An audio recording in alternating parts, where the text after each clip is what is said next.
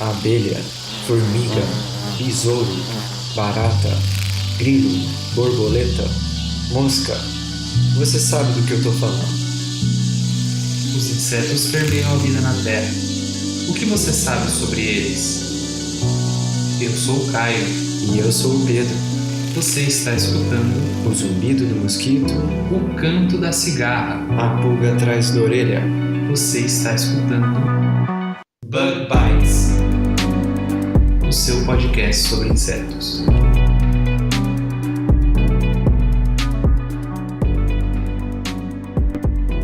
Fala aí pessoal, vocês estão escutando o Bug Bites. Estamos falando aqui direto da Toca do Besouro.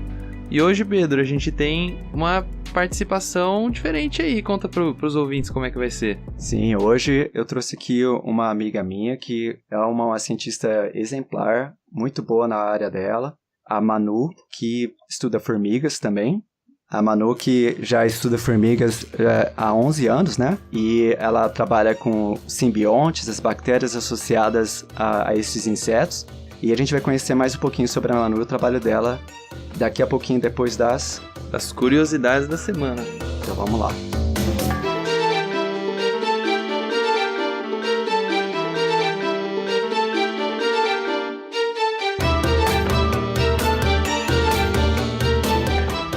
Curiosidades da semana.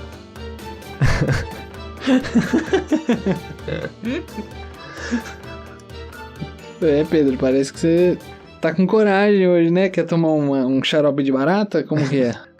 Eu vou ficar bem longe de xarope de barata, viu? Mas, Caio, que história é essa que você trouxe hoje? Pedro, esse artigo eu li lá no site da BBC em português. Vou pedir pra produção deixar lá no nosso link lá no Facebook. E foi uma coisa, assim, bem interessante. O pessoal normalmente costuma ter asco, costuma ter medo de insetos. Agora, imagina um xarope de barata, cara. A notícia que eu encontrei é sobre uma fábrica que produz 6 bilhões de baratas por ano lá na China. E dessas baratas, eles produzem uma espécie de um xarope, né? Eles trituram essas baratas e processam para produzir um líquido que é muito utilizado pela medicina tradicional chinesa. E só para fazer um disclaimer aqui, o Bug Bites não sugere e nem dá suporte para nenhum tipo de remédio à base de barata. E nenhum tratamento. Tratamento vocês têm que procurar um médico. Aqui a gente fala de entomologia, não de medicina. Mas de acordo com os produtores desse xarope, né, desse remédio à base de barata, ele pode ser utilizado para tratar gastrite, úlceras e infecções respiratórias. E mais interessante, cara, essa produção de baratas com fins medicinais é impulsionada pelo governo. E até hospitais utilizam esses remédios. Vale lembrar também que, para quem tiver interessado, quem for para a China e quiser experimentar, esse produto ele tem um aroma de pescado e tem um sabor doce. E lá é só vocês pedirem pelo Kang Fuxin. Vale enfatizar aqui que a Academia Médica, ou a Academia Chinesa de Ciências Médicas, também se manifestou sobre o assunto, na verdade por meio de uma pesquisadora que se manteve anônima, que, na verdade, não acredita que existe evidência científica que suporta ou que comprova a eficácia desse remédio. Pedro, e além disso, também da Academia Chinesa de Ciências, o professor Zhu Xiaodong, ele disse que uma concentração tão grande de insetos em cativeiro pode trazer uma série de riscos, né, que pode ser catastrófico bilhões dessas baratas serem liberadas no ambiente. Seja por causa de algum erro humano, algum erro no sistema que é de inteligência artificial, algum furacão, algum terremoto, isso pode causar um problema gigantesco para quem mora ali naquela região, né? Sim, e essas baratas, né, essas fazendas que a gente está comentando aqui, são prédios inteiros, né, que estão infestados de baratas com o objetivo, né, da produção desses remédios. Mas muito interessante, Caio.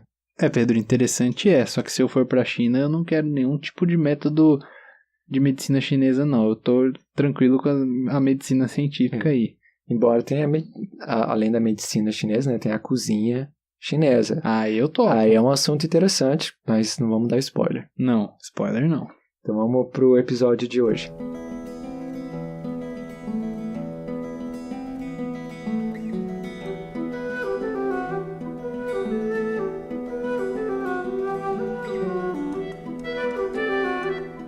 Então estamos de volta aqui no Bug Bites para a nossa primeira entrevista com uma convidada muito especial, a Manu. Fala um pouquinho pra gente, Caio, sobre a Manu. Bom, pessoal, a Manu ela é formada em Ciências Biológicas, ela fez mestrado e doutorado no programa de pós-graduação de Biologia Celular e Molecular, tudo isso lá na Unesp de Rio Claro. Ela chegou a fazer um doutorado sanduíche lá no Field Museum, lá em Chicago, e ela vem trabalhando aí, como o Pedro já falou, com formigas no Centro de Estudos de Insetos Sociais, ali na Unesp de Rio Claro, sob a supervisão do professor Odair Bueno. Ela se formou, né, já o doutorado, e vai começar o pós-doutorado com a Cory Moreau, lá no Field Museum, e ela está aí se preparando já para se mudar. E só para também a gente estar chamando a Manu. Manu, por favor, fale seu nome completo para o ouvinte que não te conhece. Eu sou a Manuela de Oliveira Ramalho, eu tenho Sanches também, né, no nome, então é Manuela de Oliveira Ramalho Sanches, mas eu sou mais conhecida como Manu Ramalho, e acho que ninguém me chama de Manuela, mesmo no meio acadêmico é sempre Manu, então pode me chamar de qualquer coisa que eu vou atender, fica tranquilo. Tá legal.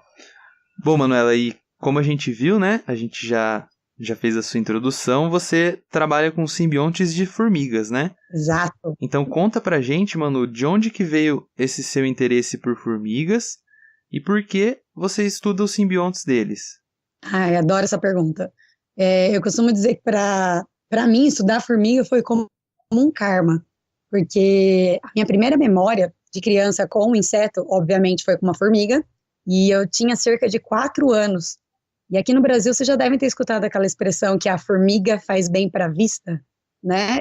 Sim. Pois é. E uma criança eu com 4 anos, eu interpretei isso, e eu acreditava que se eu comesse bastante formiga, eu ia ter uma boa visão. Um detalhe, né, que eu uso óculos hoje em dia. Não funciona. Não, eu acho que não funcionou muito. Não funcionou. E aí, eu vi as formigas forrageando, né, as formigas do gênero Ata, as formigas cortadeiras, então eu ia comendo uma atrás da outra, né, enquanto elas forrageavam, e eu me recordo que essa foi a primeira vez que eu percebi que essas formigas, elas tinham um polimorfismo, que são operárias de formatos diferentes, né, tamanhos diferentes, e eu com 4 anos percebi isso porque, na verdade, eu preferia matar e comer as operárias menores, pois os soldados, que eram as maiores, elas eram muito crocantes, e aí eu não gostava. Olha só. Olha, isso só para interromper um pouquinho, mas Claro. A gente vai ter um futuro episódio sobre insetos como alimento. Então. Já comi algumas, Sim. posso participar de novo, viu? Mas pode continuar. Então, e isso eu quando criança, mas eu cresci sendo escoteira minha vida toda, então eu sempre curti muito acampar, estar em contato com a natureza, então eu escolhi fazer biologia como faculdade. E eu sempre fui fascinada por biologia, mesmo no colégio, porque a minha mãe e o meu tio são biólogos, então foi uma escolha simples quando eu decidi fazer a faculdade. Caçar grilo para alimentar aranha, ter aranha de pet, sempre foi uma coisa muito comum na minha infância. Então, Que massa. E já na faculdade, né, eu tive a imensa oportunidade de conhecer o professor Odair, que me apresentou esse mundo fascinante, que é o da mirmecologia. Não sei se vocês já falaram, a mirmecologia é o estudo de formigas. Sim. E essa ideia de estudar os simbiontes, ele surgiu com o professor Odair. Ele ficou muito intrigado e fascinado com a famosa bactéria Wolbachia, que ela é capaz de manipular a reprodução do hospedeiro, que no caso o hospedeiro que a gente leva em consideração é a formiga. E aí, em pouco tempo lendo, estudando sobre essas interações, eu fiquei apaixonada e qualquer um ficaria, porque realmente é muito interessante. E esse campo, assim como o Pedro também estuda simbionte, já tem alguns trabalhos relacionando o hospedeiro e o simbionte, esse campo tem muita coisa a se descobrir ainda, então fica aqui o convite para quem se interessar com formigas e simbiontes, entrar em contato com a gente, que certeza que vai ter muito trabalho inovador por aí ainda. Com certeza. É bom fazer esse disclaimer que tanto eu quanto a Manuela trabalhamos com o mesmo assunto. Mas é muito legal saber dessa sua história, já desde pequenininha, com o interesse em formigas. E você tocou em vários assuntos muito interessantes, né? A Wolbachia, que pode manipular o hospedeiro, né, de diferentes formas. pode até ficar um material aí pro próximo episódio, Caio. Com certeza, Pedro. É muito legal saber todas as diferentes relações, né, que existem com simbiontes. Eu também trabalho com simbiontes, só que não tem nada a ver com formiga. Como eu já expliquei lá na minha entrevista, né, que eu trabalho com uma coisa que é completamente diferente com o que vocês trabalham. E, tipo, isso é muito legal. É uma coisa que a gente não costuma pensar, né, que mesmo dentro dos insetos são tão pequenininhos, tem outros seres menores ainda que tem toda uma relação imensa, né? Sim. Isso é muito legal. É muito fascinante, com certeza. E esse seu interesse, né, por formigas foi desenvolvendo, né? Você começou a trabalhar com essas bactérias associadas a elas. E uma coisa vai levando a outra, você foi a Chicago, né? Para trabalhar junto da Cory Moreau, que é uma das maiores especialistas em simbiontes de formigas da atualidade, né? Ela é sensacional, né? E eu queria saber se você poderia compartilhar com a gente um pouquinho sobre essa sua experiência em Chicago, né? Trabalhando com a Cory Moreau, trabalhando com simbiontes. Como é que foi trabalhar lá no Field Museum? Nossa, Pedro, foi maravilhoso. O Field Museum é um lugar fantástico. Se vocês tiverem a oportunidade de visitar Chicago um dia, não deixem de visitar o Field Museum.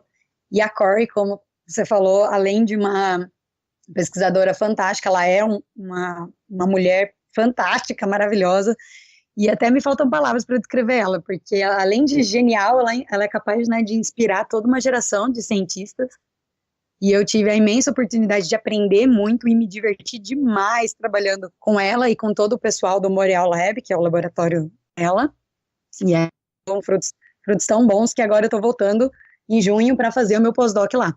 Então, a Cory, ela é uma pesquisadora muito acessível, é uma coisa que não é tão comum, pelo menos ela é uma pessoa maravilhosa, né, e acessível, não é tão comum às vezes dentro do meio acadêmico, e ela tem essa facilidade muito grande de tornar a ciência acessível, parece que tudo é muito simples. Então isso para mim é uma habilidade sensacional e eu quero levar esse ensinamento para sempre comigo, para minha carreira. Muito legal, Manu. Só pra quem escuta o nosso podcast e não conhece muito bem, diz pra gente mais ou menos o que é fazer um pós-doc, né? Porque eu acho que as pessoas não entendem muito bem, né? O que é você fazer um pós-doc como você tá dizendo que você vai fazer. Legal explicar isso. Porque muitas pessoas costumam perguntar pra mim assim, nossa, mas você gosta de estudar, né? Chega um ponto na vida, né, que você decide que estudar, na verdade, passou a ser a sua profissão, que é o caso de quem segue a carreira acadêmica.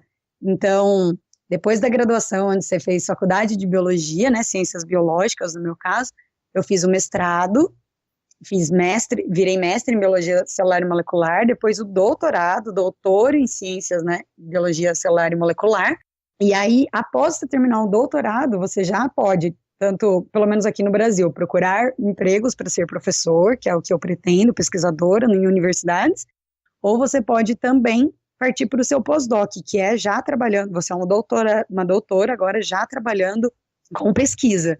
Então, esse pós-doc eu poderia fazer aqui no Brasil, ou, como a Cory me convidou, fazer lá no Field Museum em Chicago.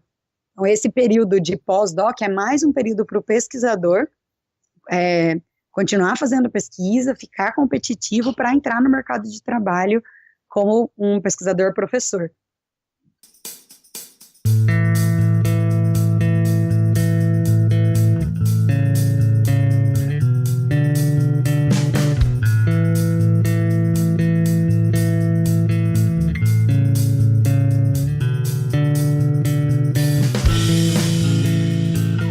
Manu, eu vou voltar só um pouquinho sobre a nossa conversa lá no museu, né? Que dessa interação que você teve lá, né? No seu doutorado sanduíche, um dos resultados foi um trabalho que você publicou na PLOS ONE, né, com a Cory Moreau e o seu orientador de doutorado, o Odair, que fala sobre as assinaturas do microbioma em dois gêneros de formiga, né? A Camponotus, que são as carpinteiras, e as Colobopsis, que eu não sei se tem um nome popular. Mas fala um pouquinho pra gente sobre esse seu trabalho. Pois é, Pedro, o tempo que eu fiquei lá em Chicago com a Cory rendeu bons trabalhos, E esse trabalho que você falou da PLOS ONE é um dos que eu mais gostei de realizar, porque nós tivemos a oportunidade de coletar colônias inteiras de camponotos e de colobopsis na Flórida. Olha que lugar ruim de fazer coleta. Olha só. Aham. Lá nos pântanos? ou A não? gente foi nos pântanos mesmo, a gente coletou, na verdade, nas Flóridas Key, na Flórida Key, aquelas ilhas, né? Ah, sim, sim, sim. Nossa, lindos. E aí a gente conseguiu, né, como você já disse, publicar esse na PLOS ONE, e o mais bacana é que a gente conseguiu, na verdade, comparar um microbioma, que é o estudo, né, de todas as bactérias associadas a uma única formiguinha, em diferentes castas disponíveis dentro dessas colônias. Então a gente coletou a colônia inteira, levou para o laboratório, né, e fez o estudo no microbioma, ficava separando as castas, Uhum. e foi um dado muito legal, que a gente verificou que tanto a Colobopsis quanto a Camponotus, elas possuem, né, as duas pertencem à tribo Camponotini, ou seja, elas são relacionadas, mas elas possuem uma microbiota muito distinta. E isso é bacana, porque é um dado bem legal que a gente encontrou, porque corrobora a ideia de Colobopsis retornar a ser um gênero distinto. Hoje, em alguns anos atrás, a Colobopsis era tida como um subgênero de Camponotus. Então, um estudo recente separou a Colobopsis como um gênero à parte, e agora o nosso trabalho com o microbioma também corrobora essa ideia, que elas têm o microbioma completamente diferente. Isso é muito legal, porque complementa o trabalho do taxônomo, né? Que é o pesquisador que estuda essas diferenças, né? Ou similaridades entre organismos para distinguir suas relações na árvore da vida, né? Se é uma mesma espécie, se é uma espécie diferente.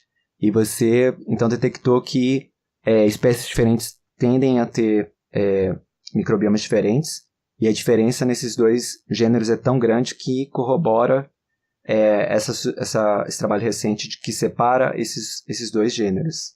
Tá correto? Exatamente, perfeito. E isso foi um dado que eu fiquei muito feliz, porque, né, corrobora um trabalho de um outro pesquisador muito importante no meio da mimecologia, que é o do Phil Ward. Então eu fiquei muito feliz com esse resultado. Ah, que legal. Nós descobrimos, né, também que, então, pelo menos para esses dois gêneros, a espécie é um fator determinante para o microbioma. Isso foi um dado que a gente ficou muito feliz, Uhum. que é como eu disse, né, antes, a gente ainda tem muito a se descobrir sobre o microbioma e a interação, né, do hospedeiro e do simbionte. A gente também, nesse estudo, a gente conseguiu verificar que existem alguns estágios de desenvolvimento que possuem bactérias distintas, confirmando que cada estágio de desenvolvimento ele poderia ter uma microbiota específica.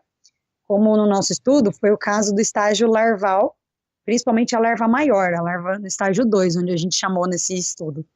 E a gente verificou que nessa larva, a diversidade bacteriana era muito maior em comparação com todas as outras. Olha só.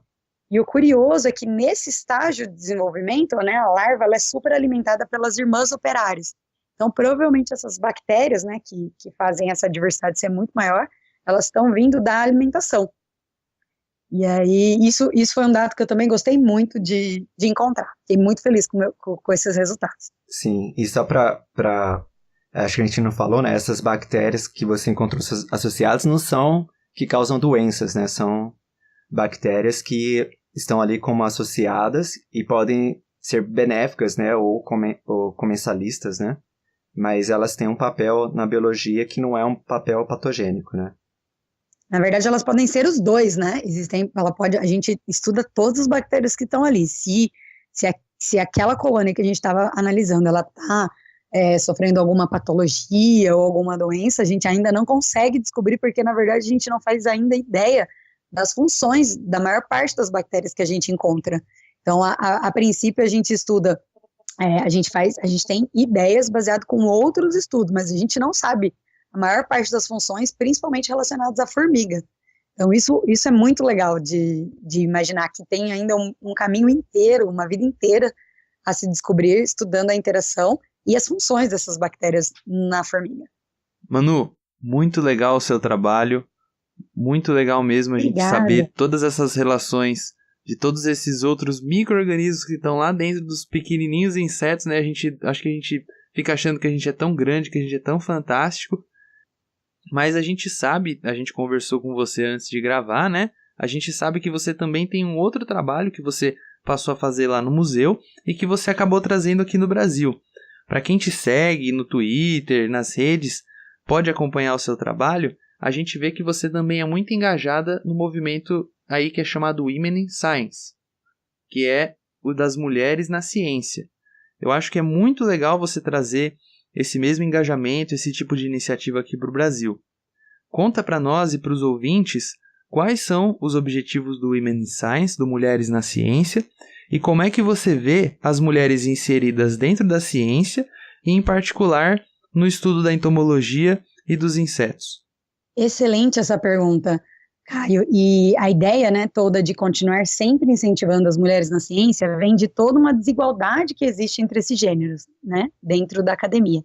Mas vale lembrar também que essa desigualdade ela não acontece apenas na ciência, né? É preciso que todas as categorias e os trabalhos avaliem se existe essa desigualdade e se ela existir de fato, algo precisa ser feito para corrigir isso, né? Uhum. No caso das mulheres da ciência, essa desigualdade ela acontece globalmente, né? Não apenas no Brasil. Tanto que no meu doutorado de sanduíche, igual você já comentou, eu tive a oportunidade de atuar no programa Women Science, que existe no Field Museu, onde a Cor Morrow é uma das idealizadoras e fundadoras. Então, esse programa, a maneira que ele acontece lá nos Estados Unidos é que ele procura sempre incentivar as mulheres a iniciar e a continuar a seguir as suas carreiras acadêmicas. Então, como que eles fazem? Acontecem reuniões e palestras onde essas desigualdades são debatidas e as mulheres elas podem trocar experiências e incentivar umas às outras. Uma parte interessante desse projeto é que eles também, hoje em dia esse projeto já cresceu e ele consegue captar verba e eles possuem inclusive bolsas científicas exclusivas, né, para mulheres da ciência. Então, assim, de fato, eles conseguem apoiar que as mulheres continuem a seguir as suas carreiras acadêmicas. De uma maneira geral, existem menos mulheres nas áreas de matemática, física, computação e engenharias. Ou seja, as mulheres elas são menos incentivadas a seguir essas carreiras. Isso, inclusive, no Brasil. E há estudos que demonstram que isso começa bem cedo, quando ainda a mulher é apenas uma criança. Então, apenas uma menina ela já é desincentivada a não seguir esse tipo de carreira. Olha, Sim. Manu, eu posso confirmar para você que isso, sem dúvida nenhuma, é a realidade nua e crua. Tem uma amiga minha que ela até escuta o nosso podcast, ela é da área de computação, e como ela é amiga minha de infância, ela sempre contou pra mim das dificuldades que foi ela ser mulher. Pois é. De ela estar numa turma de 40 alunos e ter 2, 3 mulheres, sabe?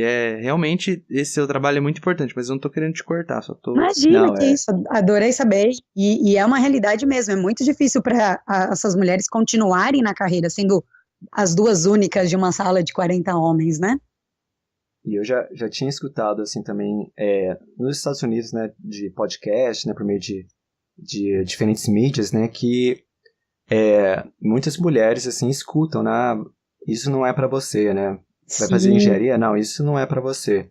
Sim. E eu, assim, não tinha ideia, né, de que isso podia acontecer. Aí eu comecei a conversar com as minhas colegas de laboratório, pessoas no meio acadêmico, né, e elas falavam, não, é assim mesmo. Sabe, é uma coisa assim que muita gente não tem noção até perguntar, né? Pois é. E é uma realidade que, igual você falou, acontece no mundo inteiro. E no Brasil, pelo menos para a parte de ciências biológicas, a situação, hoje, a gente tem o mesmo número de mulheres e de homens, né? Eles se assemelham bastante, na verdade, quando você analisa os números, a hora que esse pesquisador ou a pesquisadora, elas entram na graduação. Então, no início da faculdade, existem o mesmo número de homens e de mulheres na área de ciências. Mas ao passo que essas mulheres vão avançando na carreira, né, e pleiteando cargos de chefia, esse número despenca. E aí a grande maioria ainda é de homens. Então a gente precisa analisar o porquê isso acontece e procurar as medidas para que permitam que as mulheres continuem a seguir a carreira acadêmica, incentivando e apoiando elas nos apoiando em todas as fases das nossas vidas. Então, um convite, eu não sei se na USP ou em outras universidades que vocês tiveram a oportunidade de conhecer, se vocês já viram aquele hall de fotos de reitores que tem em todas as universidades.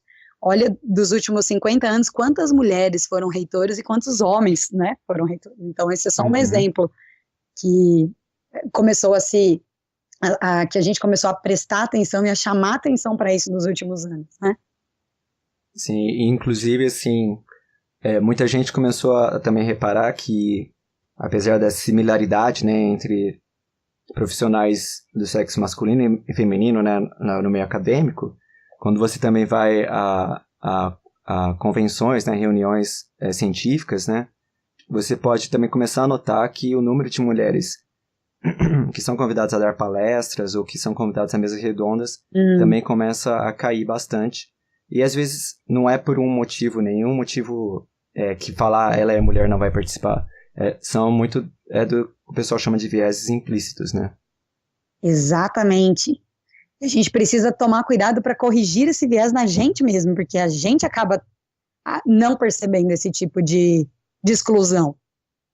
E por falar nisso, no congresso de mimicologia, né? Pois é. Você participou ou foi numa palestra sobre esse assunto, né? Como é que foi? Exato. Na verdade, o que eu tenho a dizer, assim, que mesmo essas discussões, né, elas já começaram e eu sou muito otimista com relação aos resultados que essas discussões elas vão gerar. Então, no congresso de mimicologia que aconteceu ano passado, em Curitiba, aconteceu essa mesa redonda maravilhosa sobre mulheres da mimicologia, e as palestrantes, elas arrasaram, elas compartilharam as experiências e as opiniões, e foi fantástico, assim, só de me lembrar eu me arrepio. E eu, inclusive, estava grávida nesse congresso, e eu lembro que eu fiquei emocionada com a palestra, e eu pensando, nossa, eu acho que deve ser os hormônios da gravidez. A hora que eu olhei para o lado, estava todo mundo chorando e todo mundo arrepiado. Então eu falei, não, então não foi a culpa, né, dos hormônios da gravidez. Foi emocionante mesmo. E nesse evento foi discutido as medidas, né, que elas podem minimizar toda essa desigualdade de gênero dentro da academia. E com isso eu sigo otimista de que não ficará apenas no âmbito da discussão, mas toda essa mobilização vai gerar frutos positivos, né? Então eu espero que minha filha, que tem apenas 3 meses, assim como o Pedro, o papai também, que é a filha do Pedro, elas conheçam um mundo melhor com menos desigualdade entre os gêneros, e por isso que a gente tem que continuar a debater, a lutar, a conversar e a procurar medidas para diminuir toda essa desigualdade. Sim, com certeza, isso é um assunto muito importante e que precisa ser discutido, né?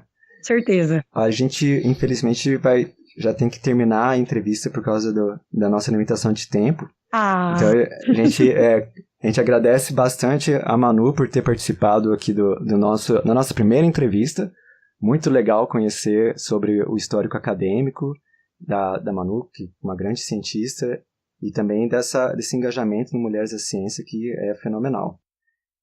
Agradeço vocês, o Pedro e o Caio, pelo convite. O Bug Bites é um podcast fantástico, já sou fãzona. E eu gostei muito de participar, contem comigo para quando vocês precisarem, qualquer coisa. E eu queria aproveitar e agradecer também meu marido, que apoia em tudo e que ficou cuidando da nossa pequena para eu poder estar aqui, porque ela está bem pequenininha, então ela faz que ela quer a mãe toda hora. Sim, mas é o trabalho do time, né? É um time, exatamente. Ele é meu parceirão para tudo e ele deu o maior apoio para eu ficar aqui disponível quanto tempo a gente quisesse para gravar o programa, e eu adorei. Muito obrigado mesmo pelo convite, meninos. Muito legal, a gente que agradece. E só para finalizar, onde que o pessoal pode te encontrar caso eles queiram falar com vocês sobre formiga ou sobre as mulheres na ciência? Legal, nossa, muito obrigada, né, por divulgarem o meu contato. Venham falar sim comigo, eu sou super acessível, eu prometo, palavra de escoteira.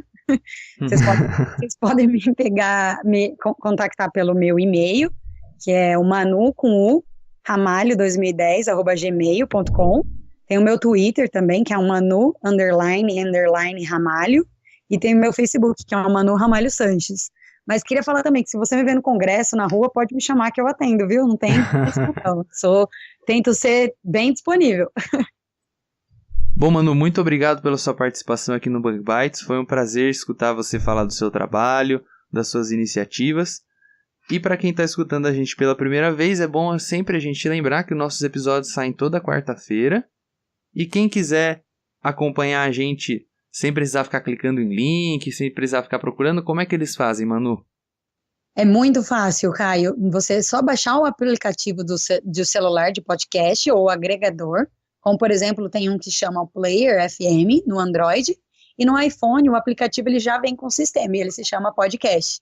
E aí você pode seguir e ouvir e não perder nenhum episódio do Bug Bites. Exatamente. Tudo que você vai fazer é abrir o aplicativo e na barra de procura você digita Bug Bites e aí aparecendo o ícone do Bug Bites você clica e aperta em se inscrever ou em subscribe. E daí por diante o seu celular vai sempre te avisar quando tem um episódio novo e você pode escutar já diretamente pelo aplicativo, que é um jeito muito mais fácil do que pegar o link do SoundCloud. Então tá, muito obrigado, Manu. Muito obrigado, Caio. Vamos lá, agora a gente tem a participação dos ouvintes, né? Sim, vamos para os comentários.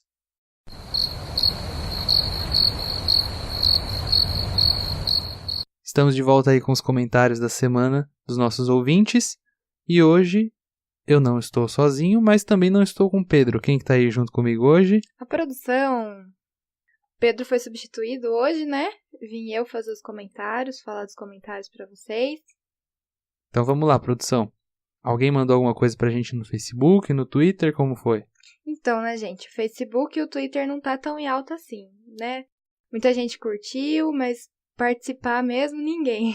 Então, pessoal, se vocês ainda não seguem a gente lá no Facebook, no Twitter, dão lá um compartilhamento nos nossos posts, ajudem a gente a crescer. A gente precisa da ajuda e do apoio de vocês. Mas eu tô sabendo, produção, que lá no Instagram a gente tá tendo bastante votação nas nossas perguntas, bastante interação, muita curtida, comentário. Como que foi essa semana? Então, a galera tá participando bem mais no Instagram, né? Aí a gente postou aquela primeira foto da lagarta, da Naus, né? Uhum. Bastante gente comentou. A Jacilma Pires, a Aline Venanciodos, o Lancelote Thompson comentou também. Ele foi o que confirmou qual era essa lagarta. Uhum. Aí teve a Ray, que comentou também. A Lídia Almeida, muita gente participando, né? Legal, muito bom. E aí depois a gente teve a outra foto postada, da Jataí. Ah, já tá aí. Que eu quero pro pessoal também descobrir qual que era a abelhinha, né? Então teve o Downglass, né? Acho que é assim que pronuncia. E ele falou o nome científico das abelhinhas, que é... Tetragosnisca angustula. É isso, né? Isso. Além disso, a Jamilin.jm também falou que era uma jataí. O Ober Caldas falou que era uma jataí. O Igor BP Melo falou que tem um pessoal que ele conhece que cuida, que provavelmente produz também essas abelhinhas. E o Vitinho Souza também disse que ele também tem e que o mel é muito bom. Muito obrigado, pessoal, pela participação de vocês. E eu tô sabendo que a gente também teve mensagem, né? O Luiz HP, ele mandou um direct pra gente, né? Dando uma força, parabenizando pelo trabalho. E a gente agradece muito pelo comentário, pela participação de vocês. Isso aí. Muito obrigado, pessoal. E até a próxima semana. Tchau, pessoal. Até o dia que eu tirar, além do Pedro, o Caio também. Até parece, né?